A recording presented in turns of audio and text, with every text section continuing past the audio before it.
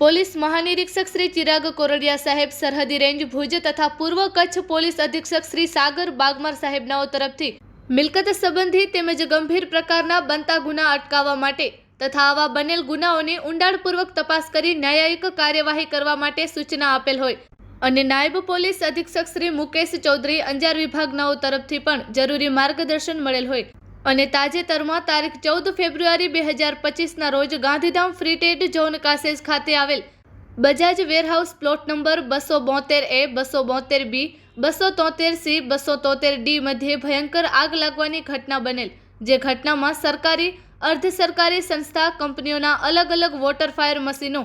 તેમજ પાણીના ટેન્કરો મંગાવી અગ્નિશામક મશીનો દ્વારા આશરે 18 કલાકની મહેનત બાદ આગ પર કાબૂ મેળવવામાં આવેલ હતો। જે બનાવ સંબંધે કંપનીના માલિક અખિલ મોહિન્દ્ર બજાજ રહે પાનીપત હરિયાણાવાળાએ જાહેરાત આપતા Gandhidham B division police station આગ અકસ્માત નંબર 125 તારીખ 15 ફેબ્રુઆરી 2025ના રોજ જાહેર થવા પામેલ। આગ અકસ્માતની તપાસ દરમિયાન FSL દ્વારા જરૂરી સેમ્પલો મેળવવામાં આવેલ અને આ આગની ઘટના બાબતે તપાસ ચાલુમાં હતી અને ગાંધીધામ શહેરની અંદર આવેલ ઔદ્યોગિક સંકુલમાં અવારનવાર ગોડાઉનોમાં આગના બનાવો બનેલાની ઘટનાઓ ધ્યાને હોય અને આ ગોડાઉનની નજીક જ અંતરમાં ગલ્ફ કંપની આવેલ હોય, જે કંપનીના ગોડાઉનની અંદર ઓઇલ ભરેલ બેરલો પડેલ હોય, જેમાં પણ આગના બનાવના લીધે આગ લાગતા રહી ગયેલ અને મોટી દુર્ઘટના થતાં અટકેલ હોય, જે બાબતે નકારી શકાય તેમ ન હોય। જેથી બનાવમાં આગ કઈ રીતે લાગેલ તે બાબતે ઊંડાણપૂર્વક તપાસ કરતા બાબુ ઇન્ટરનેશનલ કંપનીની ઓફિસમાંથી કબજે કરેલ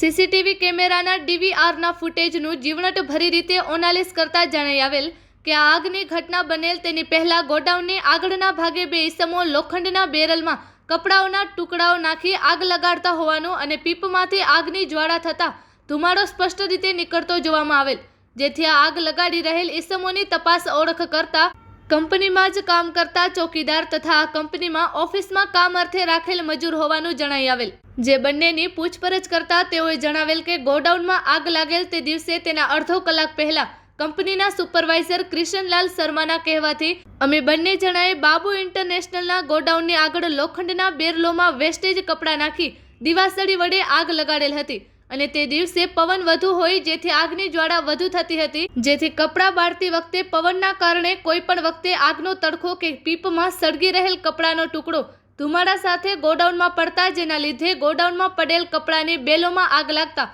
વેરહાઉસમાં આગ લાગેલ હતી। આ આગ લાગવાનો બનાવ જે વેરહાઉસમાં બનેલ છે તે વેરહાઉસની અંદર આગના કારણે મોટું નુકસાન થવાનું સંભવ હોવાનું જાણવા છતાં બેદરકારીપૂર્વક લોખંડના પીપમાં લગાડેલ આગના કારણે આરોપીઓએ પોતાના કામમાં દાખવેલ ગંભીર પ્રકારની બેદરકારીના લીધે કરેલ આશરે ₹18 કરોડનું નુકસાન પહોંચાડવા બાબતે ત્રણેય વિરુદ્ધમાં પોલીસ દ્વારા BNS કલમ મુજબ ગુનો દાખલ કરી ત્રણેય આરોપીઓની ધરપકડ કરી આ બાબતે આગળની વધુ તપાસ હાથ ધરવામાં આવેલ છે। પકડાયેલ આરોપીઓ કિશનલાલ ઉર્ફે પાજી રામલાલ શર્મા, ઉંમર વર્ષ 59, રહે મેઘપર કુંભારડી, તાલુકો અંજાર, સુપરવાઇઝર,